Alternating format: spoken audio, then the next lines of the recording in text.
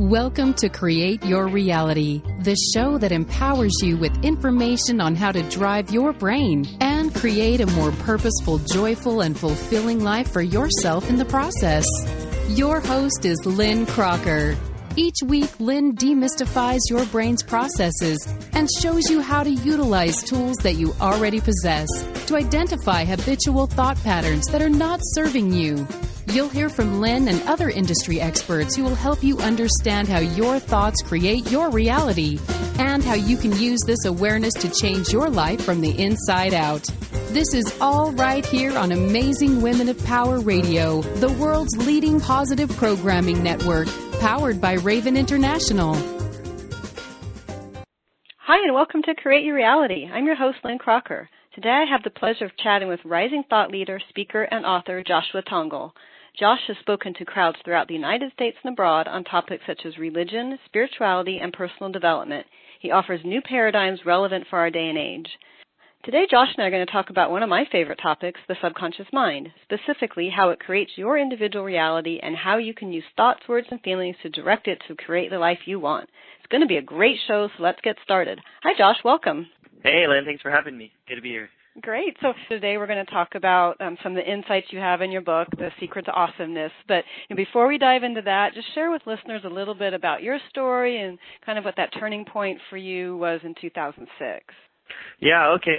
Well, back in 2005, I had like another turning point for me in a bad way.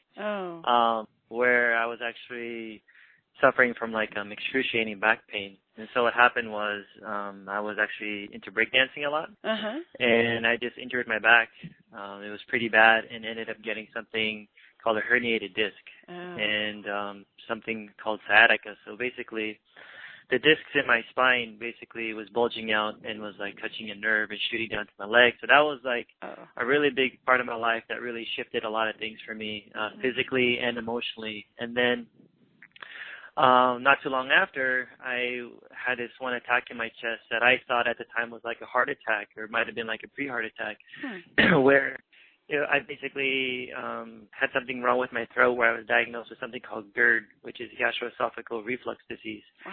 And so that happened in 2005.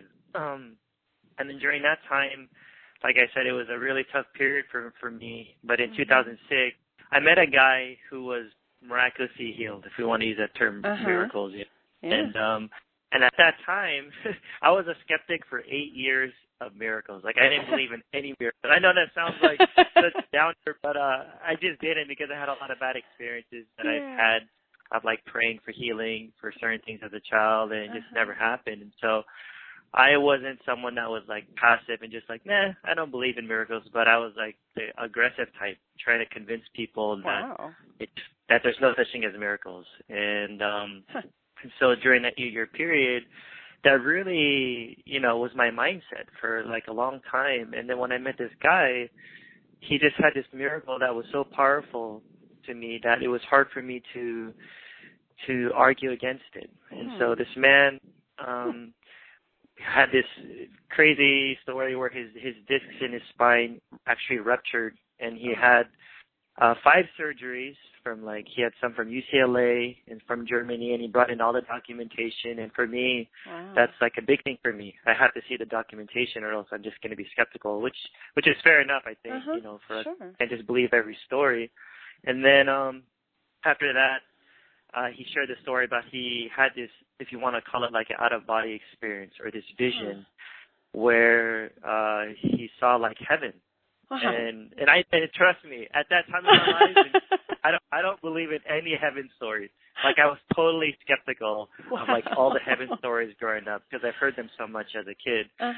But for some reason, this guy's miracle and the documentation he brought and the way he shared it, like, he wasn't like this dynamic speaker. He was just like this very quiet guy, but his evidence, spoke louder than his words, And so I'm hearing this guy, and he talked about how he just got miraculously healed in like an instant, like immediately after he had this, what you would call out-of-body experience, and, even his friend, one of his closest friends who's an atheist, even, could confirm of his miracle, even though he's still an atheist, which is interesting. That is.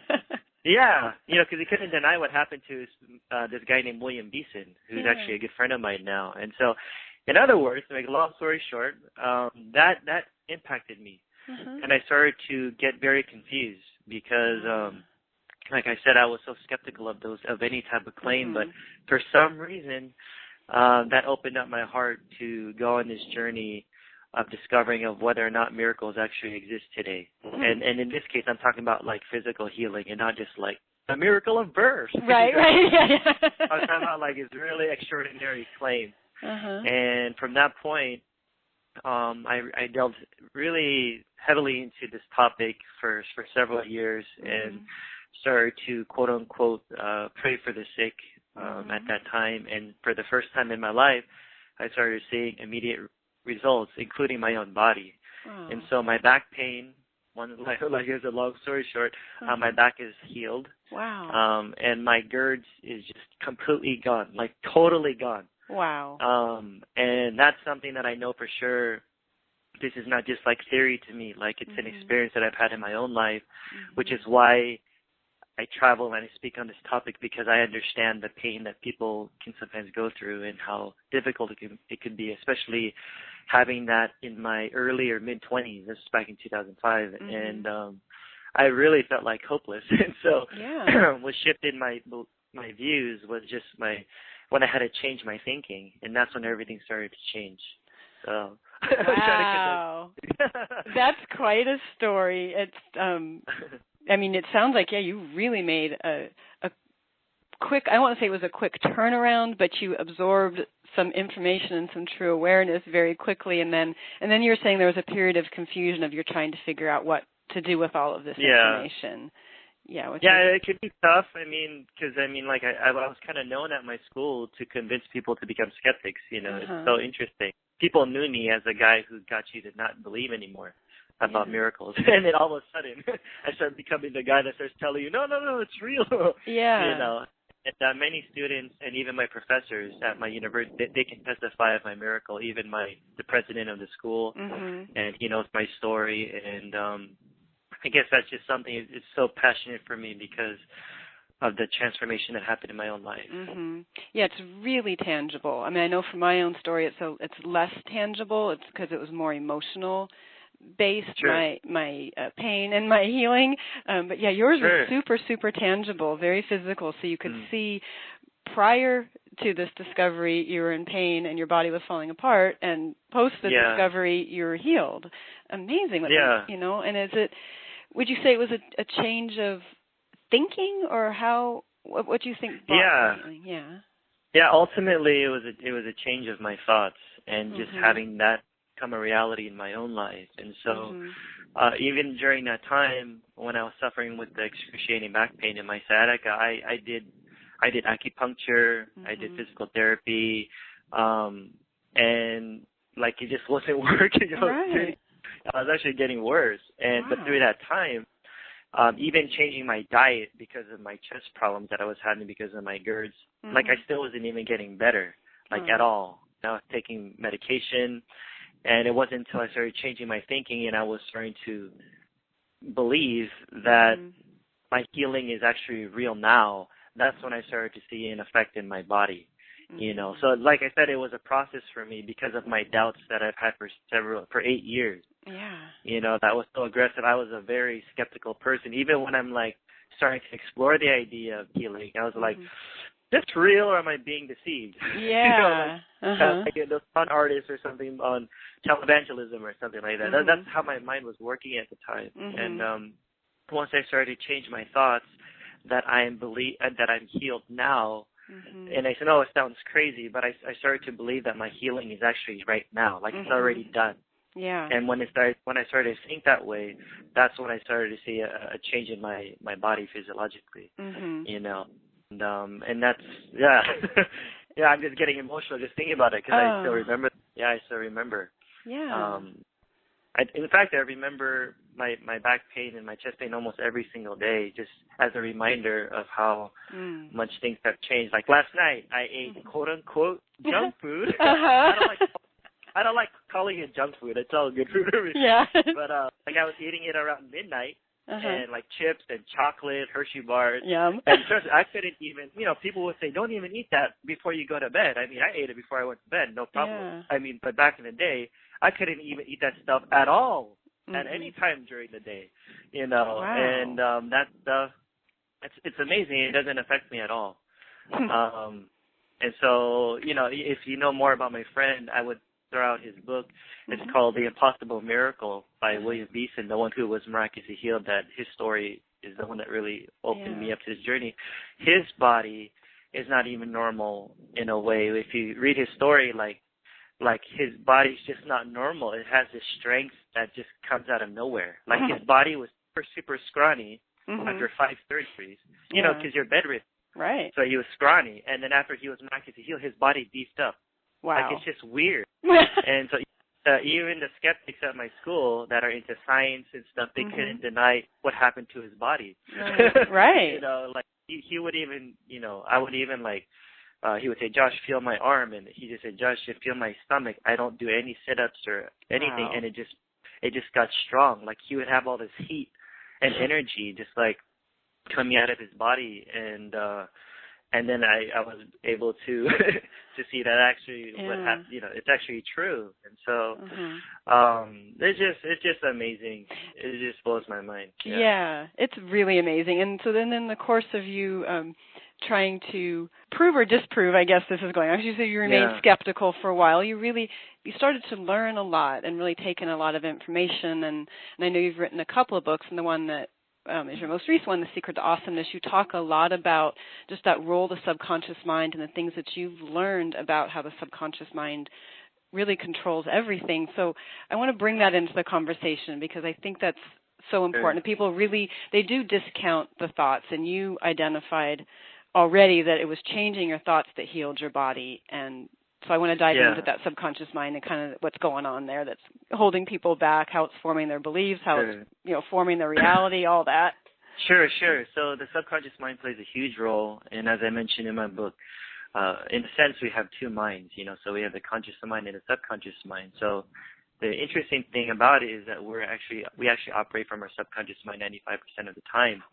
So why there was a confusion for me during that period of my injury and in wanting to get healed is because my conscious mind, I want to be healed. Of course. I'm trying to get better. But my subconscious mind, especially because I operated from that, mostly was, I think, more powerful in that sense, which is why there was a struggle in the beginning. So like I said, when you want to change your world, it's when you actually start changing your subconscious thoughts, because those are the things, that's your mind that actually runs the show. So it wasn't until, of course, I was reading books on healing and visiting quote-unquote healers, like that started to instill in me more faith, if you want to call it that. And so, but it was a process for me, because I still had a lot of skepticism in me, which I don't deny was justified in some ways, because there are con artists out there, absolutely, that will take money and stuff. And so, but during that process, my mind started to shift, where in the beginning, it was hard for me to believe a little bit, like I would still have that doubt. And then as time went on, as I started to influence my subconscious mind by reading more books, by stepping out, quote unquote, in faith and praying for people, and seeing people in front of me getting healed, that started to affect my subconscious mind. Okay. Because that was the one that was really shaping the way I was actually seeing everything mostly. So. Yeah. So whereas your conscious mind was saying, I want to heal, I want to be healed, the subconscious was giving your body a different message. It sounds it's like, nah.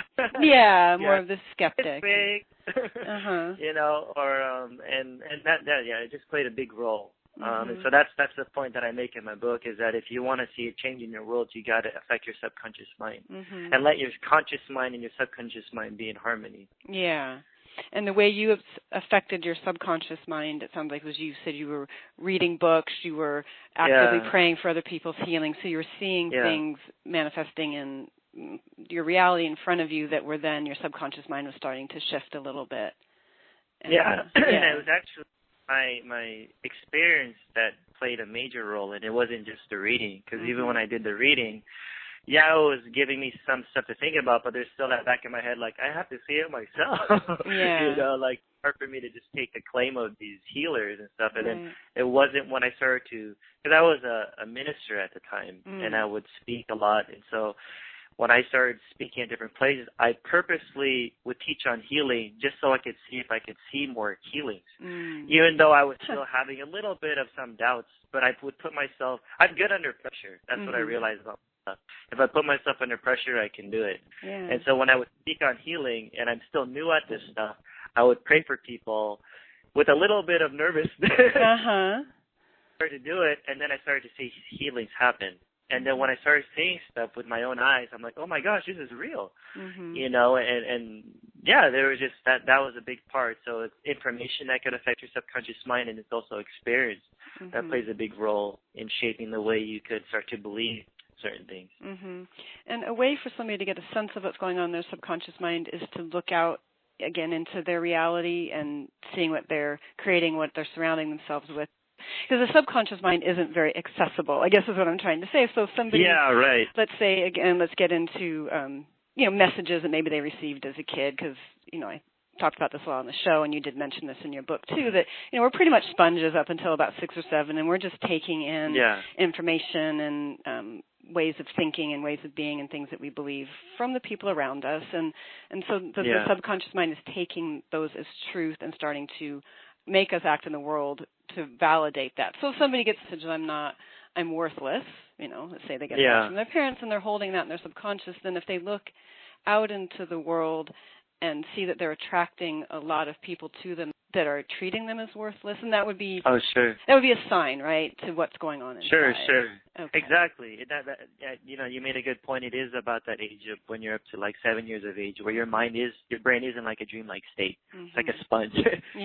So it's sad, but like for people who had rough childhoods or parents or people in their lives who have spoken negative things like you're worthless or I wish you were never born.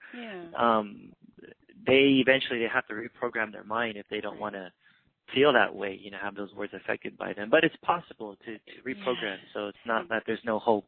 Because we've all heard negative things, including myself. And so when I got older, I just had to reprogram, and there's different ways that you can do that. Yeah, and I think that's the positive message, exactly. It can be reprogrammed. So if things are not manifesting in your life exactly how you want, or if somebody's walking around angry all the time or fearful all the time, there's something in the subconscious going on that can be reprogrammed and changed, and that's wonderful. I think that's a really great message. Anymore. Yeah. So how do feelings and visualization, all those other tools, how do they come into play when you're trying to reprogram your subconscious mind? Yeah, so feelings play a big role, and I think this is a part that when I was first starting to do healing in the beginning, I didn't know how important this component was. So when I was first learning, I was just taught, like, speak things, speak positive words. Right. Which is not a bad thing. But I would just do it, and I wouldn't notice much of a change in my life. Just how there are people who they like reading, like they call it devotionals, or like affirmation books, and they would write down stuff on sticky notes, and then they would say it like 100 times, and there would be no change, whether they're talking about money or health or whatever.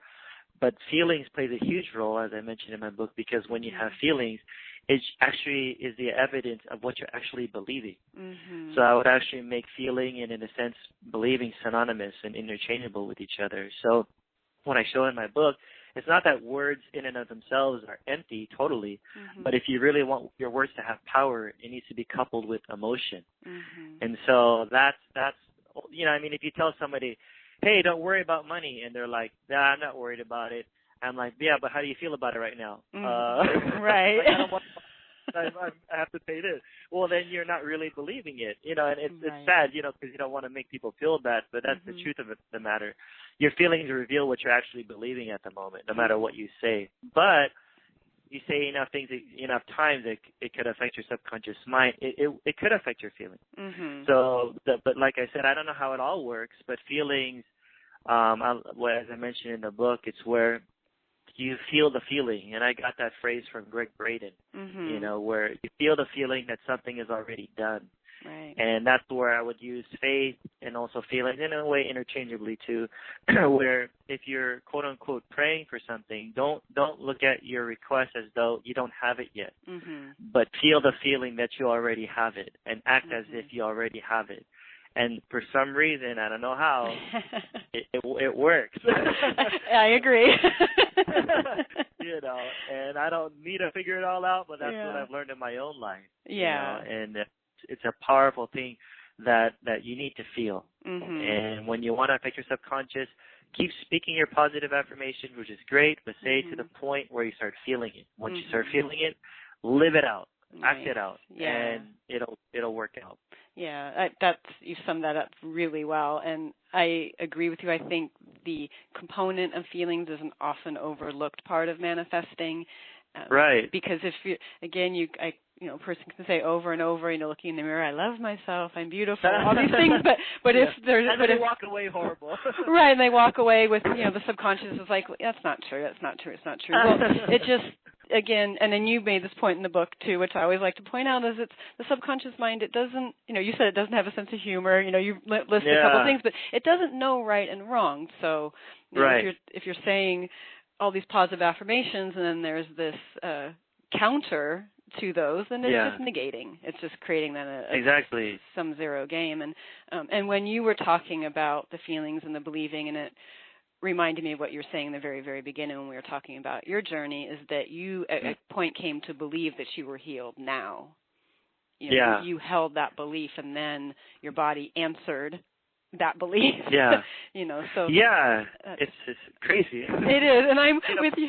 But I of course, at that time, I was more into like my religion at the time as a Christian. Things are a lot different now with my faith in Christianity. But at that time, I was raised in Christianity, and so I was geared towards something called like the charismatic version, where you believe in miracles and stuff like that. But at that time, I didn't hear the phrase "feel the feeling." That's just not something that I heard. But for my context, what I would believe is that I don't want to get into that. Yeah, it's just there's so many other things I could mention. I know. I just believe that I was already healed. Yeah. And not that I was gonna be healed, but that it's a done deal. Yeah, those are the words that I would use back in the day. Remember, it's a done deal. It's already done. That's nice. Wow.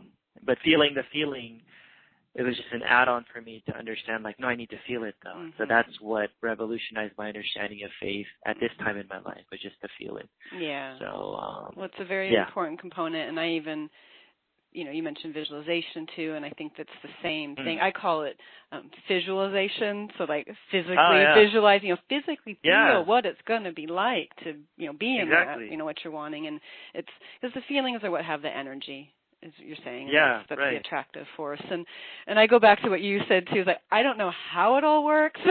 I just know it does. And I don't think any of us can really know how. I talk with a lot of people, as you know, on my show, and I'll have some people say, I want to know the answer. What is the truth? I'm like, we cannot possibly know the infinite, but we can see how it's working in our life and try to open this, this information up to other people, which is what you're doing, with your books and the, YouTube and all the things that you have out there. And, so I think what you're doing is amazing. I love listeners out there. I love Josh's approach.